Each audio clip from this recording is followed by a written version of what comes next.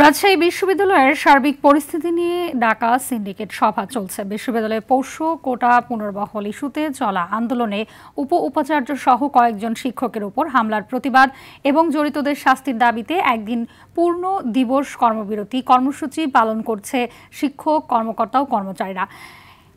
এর ফলে সকাল থেকেই একাডেমিক কার্যক্রম সহ ক্লাস এবং পরীক্ষা বন্ধ রয়েছে।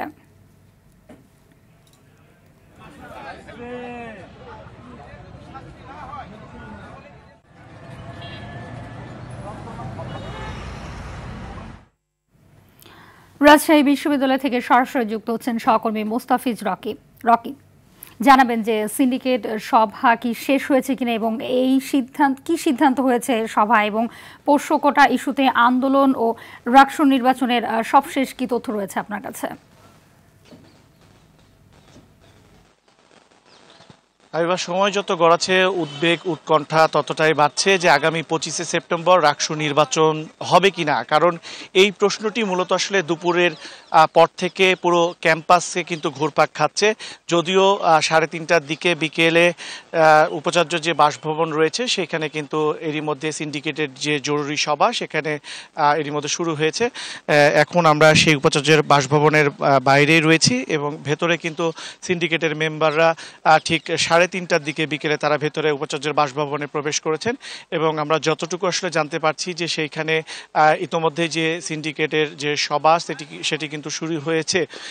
এরই মধ্যে এই সিন্ডিকেটে আপাতত আমরা নিশ্চিত হতে পেরেছি যে 2জন প্রভিসি এবং যিনি উপাচার্য রয়েছেন 3জন রয়েছেন এবং অন্যান্য যারা এই সিন্ডিকেটের মেম্বার রয়েছেন তারা কিন্তু আসলে এই সিন্ডিকেটের সভায় উপস্থিত থাকার কথা রয়েছে।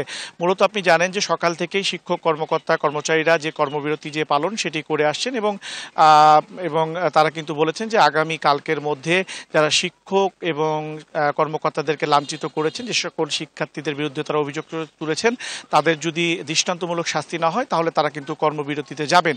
অন্যদিকে আজকে কিন্তু শিক্ষার্থীরাও একটি আলটিমেটাম দিয়েছেন যে এই সিন্ডিকেট সভা থেকে যদি যে পোষ্য কোটার যে প্রজ্ঞাপনটি জারি করা হয়েছে সেটি যদি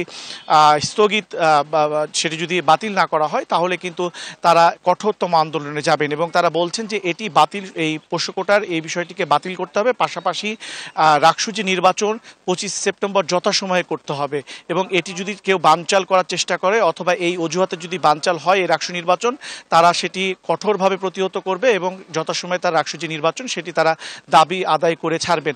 অন্যদিকে বিকেল 3টের পর থেকেই শহীদ বুদ্ধিজীবী যে চত্বর রয়েছে সেই বুদ্ধিজীবী চত্বরে যারা শিক্ষক, কর্মকর্তা, কর্মচারীরা রয়েছেন তাদের সেখানে অবস্থান করার কথা ছিল, তবে এখন পর্যন্ত আমরা তাদেরকে দেখিনি। তবে আমরা ইতিমধ্যেই জানতে পেরেছি যে বিভিন্ন হলে শিক্ষার্থীরা তারা মুখর হয়ে রয়েছে এই সিন্ডিকেট সবাই মূলত কি হচ্ছে এবং এই সিন্ডিকেট সবাই আসলে চূড়ান্ত যে সিদ্ধান্ত সেটি আসতে পারে। তবে এখন পর্যন্ত যেটি আসলে আমরা জানতে পারছি যে হয়তোবা আর অল্প কিছুক্ষণের মধ্যেই একটি সিদ্ধান্ত আসতে যাচ্ছে এই সিন্ডিকেট সভায় এবং শিক্ষক এবং কর্মকর্তা, কর্মচারী এবং শিক্ষার্থীরা উভয় আসলে সমাধানের পথে হাঁটবে এমনটি আশা করছেন বিশ্ববিদ্যালয়ের সাধারণ শিক্ষার্থীরা। তো এই ছিল আমার কাছে রাজশাহী বিশ্ববিদ্যালয় থেকে সর্বশেষ। জি, ধন্যবাদ আপনাকে।